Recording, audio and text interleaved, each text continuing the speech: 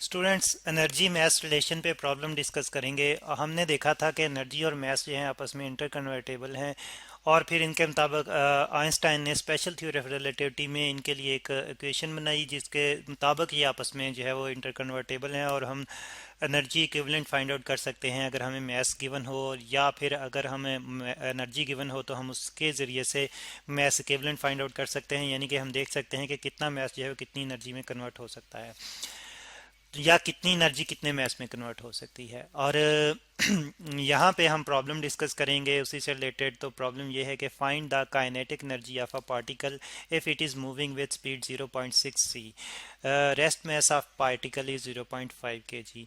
तो students problem ये है कि हमने काइनेटिक एनर्जी फाइंड आउट करनी है और पार्टिकल जो है वो मूव कर रहा है स्पीड ऑफ लाइट को अप्रोच करते हुए, यानी कि उसकी स्पीड जो है स्पीड ऑफ लाइट के क्लोज क्लोज है, 0.6 सी है और उसका रेस्ट मास जो है हमें दिया गया है। अब हमने देखा था कि अगर पार्टिकल जो है वो बहुत ज़्यादा स्पीड से यानी कि स्पीड ऑफ लाइट को अप्रोच कर रहा हो तो उसकी काइनेटिक एनर्जी जो है वो हम सिंपली डायरेक्टली कैलकुलेट नहीं कर सकते। नॉर्मली हमारे पास क्लासिकल इक्वेशन जो फार्मूला है काइनेटिक एनर्जी को कैलकुलेट करने का वो है k is equal to half of M V square. तो यहाँ पे ये वाला फार्मूला हम यूज़ नहीं कर सकते। अगर करेंगे तो हमारे पास एग्जैक्ट वैल्यू नहीं आएगी काइनेटिक एनर्जी की, क्योंकि जब हम जानते हैं कि जब ऑब्जेक्ट मूव कर रहा हो तो उसका जो मैस होता है उस वो जो है वो मतलब जो है उसमें चेंजिंग आती है इनर्शिया की वजह से। यानी कि अगर ज़्यादा में ऑब्जेक्ट जो है वो ज़्यादा स्पीड से मूव कर रहा है तो उसका इनर्शिया ज़्यादा होगा, इनर्शिया ज़्यादा होगा तो मैस का इफेक्ट जो है वो ज़्यादा होगा, जिसकी वजह से उसकी एनर्जी जो है वो ज़्यादा होगी और उस एनर्जी को हम रिलेटिविस्टिक एनर्जी कहते हैं। तो हम इस तरह से देखते हैं कि मैस में वेरिएशन एनर्जी में मैस में वेरिएशन की वजह से एनर्जी में वेरिएशन आती है और अल्टीमेटली फिर काइनेटिक एनर्जी में भी वेरिएशन आएगी। तो इस तरह से फिर हमने काइनेटिक एनर्जी के लिए जो था वो रिलेटिविस्टिक फार्मूला जो था वो ड्राइव किया था। अब उसी को हम यहाँ पे यूज़ करेंगे। तो सबसे पहले तो हम अपना डाटा जो है वो नोट डाउन कर लेते हैं जो इस प्रॉब्लम में हमें गिवन है। तो फिर उस डाटा को यूज़ करते हम सॉल्व करेंगे। डाटा हमें गिवन है कि स्पीड जो है वो हमें दी गई है जिसको हम v से रिप्रेजेंट करेंगे जो कि है 0.6 सी, और फिर इसके साथ साथ जो है हमें रेस्ट मास जो कि एम नॉट है वो दे दिया गया है, तो ये है 0.5 kg।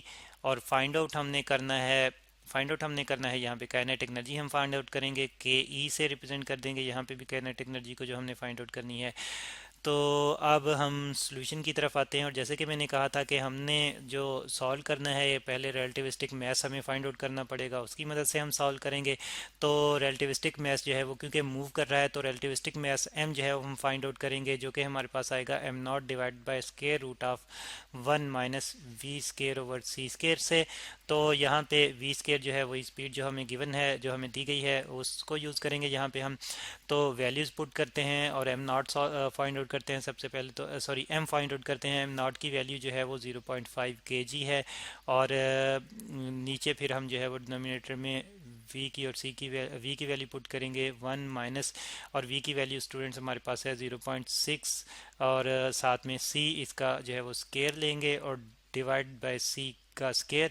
अच्छा, जब सॉल्व करेंगे तो फिर हम देखते हैं कि 0.6 का 6c का जो स्केयर है ये हमारे पास आता है 0.36 सी स्केयर, और क्योंकि ये सी स्केयर से डिवाइड हो रहा है तो यहाँ पे भी डिवाइड होगा तो सी स्केयर से कैंसिल आउट हो जाएगा, हमारे पास बाकी बचेगा 0.36।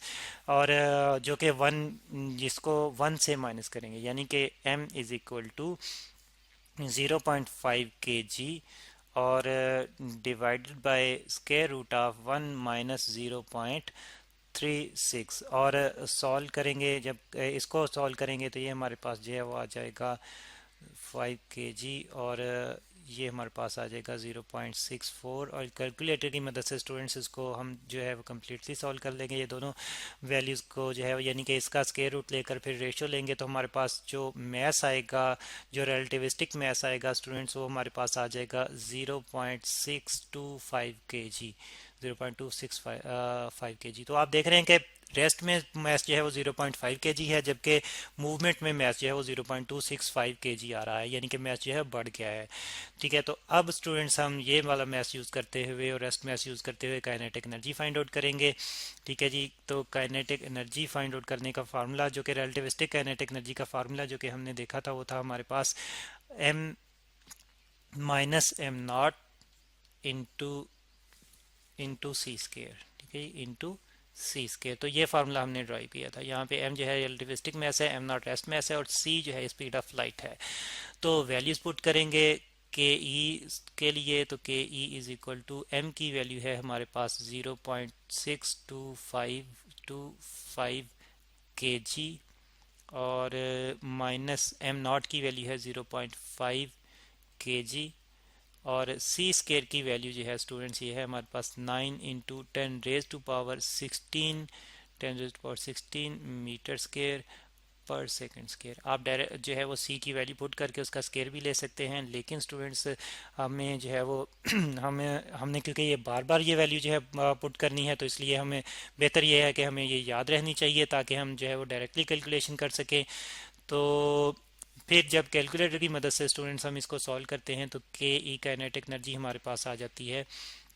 कैलकुलेटर की मदद से सॉल्व करते हुए हमारे पास काइनेटिक एनर्जी जो आ जाती है वो आती है 1.125 10⁻16। इसको ज़रा प्रॉपरली लिखते हैं। 1.125 इंटू 5 इंटू 10⁻16, और यूनिट हमारे पास बचे हैं केजी। यहाँ से केजी आ जाएंगे और यहाँ से मीटर स्केयर और पर सेकंड स्केयर। और स्टूडेंट्स हम ज़रा गौर करते हैं कि क्या ये यूनिट जो है एनर्जी के यूनिट हैं। तो जो यानी कि मैथ्स को और स्पीड ऑफ लाइट को अगर स्पीड ऑफ लाइट के स्केयर को अगर मल्टीप्लाई करें तो हमारे पास क्या एनर्जी ही आती है। तो अगर यूनिट बैलेंस आउट हो जाते हैं तो इसका मतलब ये है कि वाकई एनर्जी ही आती है। और स्टूडेंट्स हम जानते हैं कि एनर्जी के यूनिट जो हैं वो जॉल होते हैं, और जॉल बराबर होते हैं न्यूटन मीटर के, क्योंकि जॉल जो है वर्क के भी यूनिट हैं, और वर्क हमारे पास होता है फोर्स इनटू डिस्प्लेसमेंट के। फोर्स के यूनिट न्यूटन, और जो हमारे पास डिस्प्लेसमेंट होता है उसके यूनिट मीटर। तो फिर न्यूटन मीटर जॉल जो न्यूटन मीटर के बराबर आ गया। और न्यूटन जो है ये हमारे पास होता है F is equal to M A के। एम जो है के मैस को रिप्रेजेंट करता है तो उसके यूनिट के जी आ जाएंगे, और ए जो है एक्सलेशन को यानी कि मीटर पर स्क्वायर ऑफ सेकेंड, और साथ में ये वाला मीटर मल्टीप्लाई होगा। तो आप ज़रा गौर करें कि यूनिट हमारे पास क्या आ रहे हैं, के जी मीटर स्केयर पर सेकंड स्केयर। तो इसका मतलब ये है कि जॉल इज इक्वल टू के जी मीटर स्केयर पर सेकंड स्केयर, यानी कि ये यूनिट जो है जॉल के इक्विवेलेंट हैं।